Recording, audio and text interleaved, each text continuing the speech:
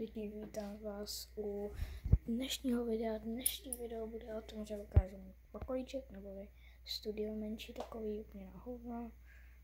Už si do něj přesunu, budu díky na to, protože tam bordel jinak. Je to trošku bordel. Jo, tady je můj koutek, tady vidíte 6 videí.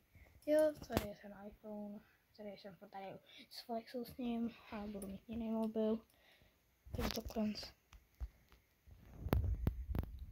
Kompu.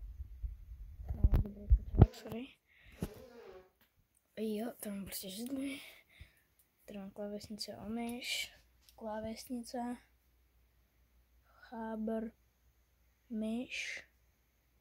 Bordel, prostě myš. A monitor.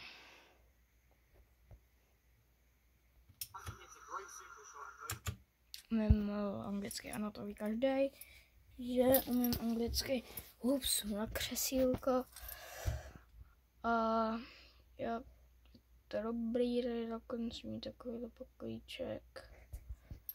A prostě čau.